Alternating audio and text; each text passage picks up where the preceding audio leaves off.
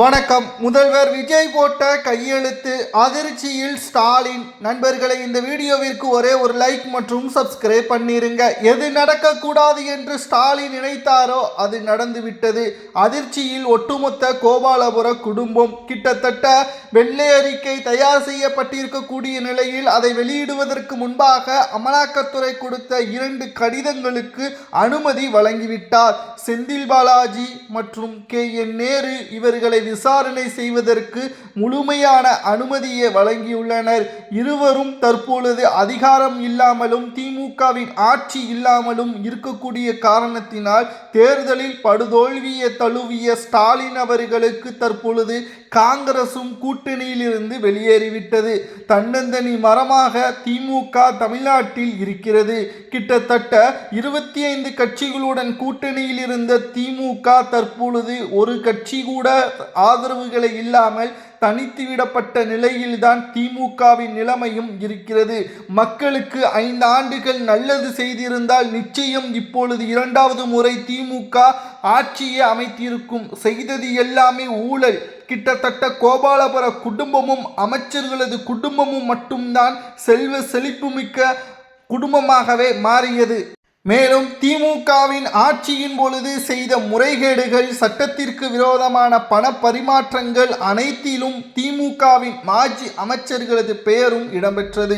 அமலாக்கத்துறை அதிகாரிகள் கடந்த ஆட்சி காலத்தின் பொழுது அவர்களிடம் விசாரணை நடத்துவதற்கு எவ்வளவோ முயற்சிகளையும் மேற்கொண்டது.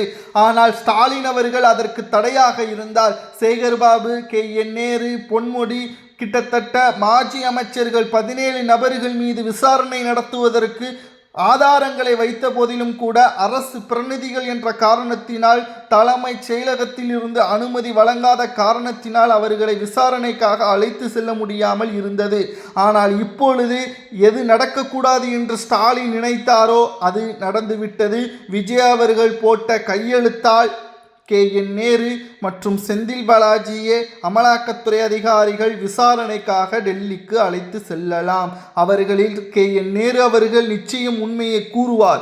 ஏனென்றால் வயது மூப்பின் காரணமாக இருக்கக்கூடிய காரணத்தினாலும் டெல்லி காவல்துறையினர் எப்படி விசாரணை செய்வார்கள் என்பது நமக்கு தெரியும். ஸ்டாலின் அவர்கள் போராட்டத்தை நடத்தினாலும் கூட நிச்சயம் KN நேரு அவர்களது வாக்குமூலத்தின் அடிப்படையில் யாருக்கு எவ்வளவு பணம் கொடுக்கப்பட்டது, மாதம் கிட்டத்தட்ட 100 கோடி வரை ஒவ்வொரு தலைமை அதிகாரிகள் அனைவரிடம் இருந்தும் பணங்களை பெற்று ஒவ்வொரு அமைச்சர்களும் கோபாலபுரத்திற்கு மாதம் எவ்வளவு தொகை கொடுக்கப்பட்டது என்பதை ஆதாரத்துடன் கூறினால் நிச்சயம் கோபாலபுரத்தில் உள்ள குடும்ப உறுப்பினர்கள் அனைவருமே விசாரணைக்காக அழைத்து செல்வார்கள். இதுதான் ஸ்டாலின் அவர்கள் நடக்கக்கூடாது என்று நினைத்தார். ஸ்டாலின் அவர்களுக்கு தேவை ஆட்சி அதிகாரம் இருந்தால் மட்டும்தான் யாரும் நம் மீது கை வைக்க மாட்டார்கள், குடும்பத்தினர்கள் மீது கை வைக்க மாட்டார்கள். ஆனால் அதுவே ஆட்சி அதிகாரம் இழந்துவிட்டால் கூண்டோடு சிறைக்கு செல்ல வேண்டும் என்ற அச்சம் அவருக்கு தற்பொழுது வந்துவிட்டது. மூட்டை மூட்டையாக பணங்களை ஒவ்வொரு மாதமும் மக்களின் வரிப்பணங்கள் அனைத்தையும் மூட்டை மூட்டையாக அவர்கள் பதுக்கி வைத்தார்கள். தற்பொழுது தேர்தல் தோல்விற்கு பிறகு அமலாக்கத்துறை அதிகாரிகளது விசாரணைக்கு உத்தரவுகளையும் தற்பொழுது விஜய் அவர்கள் போட்ட கையெழுத்தால் நேரடியாக ஸ்டாலின் அவர்களது தலை இதில் சிக்கியுள்ளது. நிச்சயம் KN நேரு அவர்கள் உண்மைகளை கூறுவார். வயது மூப்பின் காரணமாக அவருக்கு பல சிக்கல்கள் இருக்கக்கூடிய காரணத்தினால் 17 ஆண்டுகள் வரை சிறை தண்டனை அவரால் அனுபவிக்க முடியாது. உண்மைகளை கூறினால் அதற்கான தண்டனைகள் மட்டும்தான் அவருக்கு கிடைக்கும். மேலும் அமலாக்கத்துறை அதிகாரிகளது கைது என்பது சாதாரண காவல்துறை அதிகாரிகளது கைது போல் ஜாமீனை பெற்றுவிடலாம் என்று நினைத்துவிடக் கூடாது. ஏனென்றால் ஆதாரத்துடன் நாம் கூறுகிறோம், கடந்த முறை செந்தில் பாலாஜி அவர்கள் புழல் சிறையில் அடைக்கப்பட்ட பொழுது ஜாமீனே அவருக்கு வழங்கவில்லை. 15 மாதங்கள் புழல் சிறையில் அடைக்கப்பட்டார். ஸ்டாலின் அவர்கள் முதல்வராக இருந்தாலும் கூட அவரால் எதுவும் செய்ய முடியவில்லை. எங்கே உண்மைகளை கூறுவாரோ என்ற அச்சத்திலே ஒவ்வொரு நாளும் ஸ்டாலின் அவர்கள் இருந்தார். ஆனால் செந்தில் பாலாஜி அவர்கள் உண்மையை கூறவில்லை.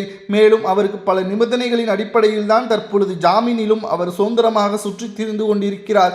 ஆனால் மீண்டும் அது போன்ற தவறுகள் நடைபெறாது. ஏனென்றால் KN நேரு அவர்களை விசாரணைக்காக டெல்லிக்கு அழைத்து சென்றால் நிச்சயம் அவர் உண்மைகளை கூறுவார். அதன் மூலம் தமிழ்நாட்டில் பல பிரச்சனைகளை திமுக ஏற்படுத்த நேரிடும். செந்தில் பாலாஜி மற்றும் அமலாக்கத்துறை அதிகாரிகளது விசாரணையின் பிடியில் இருக்கும் பொழுது KN நேரு அவர்கள் வாக்குமூலம் கொடுப்பது ஸ்டாலின் அவர்களுக்கு மிகப்பெரிய ஒரு அதிர்ச்சியையும் தனது சொத்துக்களை பாதுகாப்பதற்கும் இதுவரைக்கும் ஊழல் செய்த அந்த பணங்கள் எங்கு இருக்கிறது என்பதும் நேரு அவர்களுக்கு நன்றாகவே தெரியும். கலைஞர் காலத்தில் இருந்து பயணிக்கக்கூடிய காரணத்தினால் பல உண்மைகளை அவர் தெரிவித்தால் மாஜி அமைச்சர்கள் பலரும் இதில் சிக்குவார்கள்.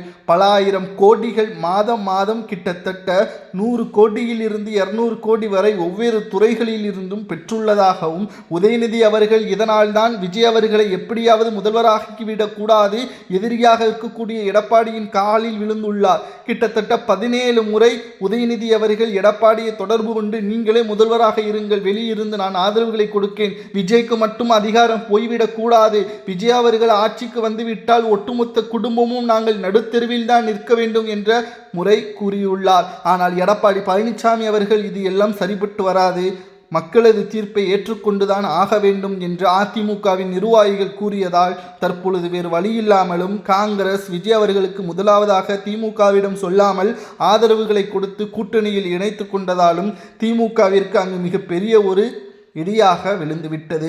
இதனால்தான் திராவிட முன்னேற்ற கழகம் எதிர்க்கட்சியாக இருக்கிறது. ஆனால் விஜய் அவர்கள் சொன்ன வாக்குறுதிகள் அனைத்தும் ஒவ்வொன்றாக நிறைவேற்றி வருகிறார். கடந்த 3 நாட்களாக தமிழ்நாட்டில் நடக்கக்கூடிய அசம்பாவிதங்கள் அனைத்திற்கும் சேகர்பாபு தான் காரணம்.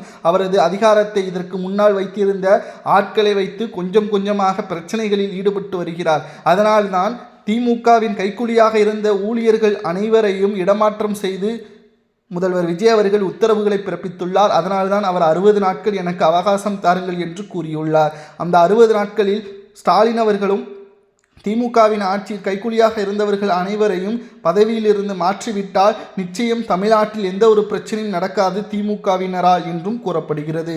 செந்தில் பாலாஜி அவர்கள் மின்சாரத்துறை அமைச்சராக இருந்த பொழுது பல ஊழல்களும் டெண்டர்கள் முறைகேடும் நடந்துள்ளது.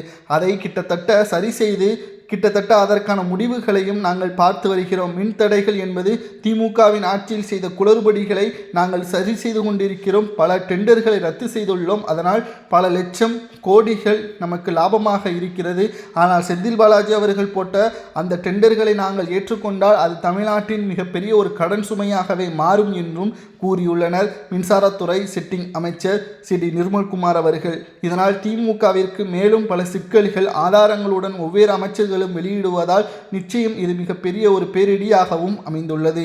நண்பர்களே, விஜய் அவர்கள் விசாரணைக்காக இருவரையும் அழைத்து செல்லலாம் என்று போட்ட கையெழுத்து அமலாக்கத்துறை அதிகாரிகளுக்கு உத்தரவுகளை தற்பொழுது கையெழுத்தாக போட்டுள்ளார். இது ஸ்டாலின் அவர்களுக்கு மிகப்பெரிய ஒரு அதிர்ச்சியா? ஒருவேளை தவறுகள் செய்த மாஜி அமைச்சர்களுக்கு என்ன தண்டனை வழங்கலாம் என்பதை மக்களாகிய நீங்களே கமெண்ட் வாயிலாக கூறுங்கள். இது நிச்சயம் திமுக அதிகாரத்திற்கு வர வேண்டும், தனது குடும்ப சொத்துக்களை பாதுகாக்க வேண்டும் என்பதற்காக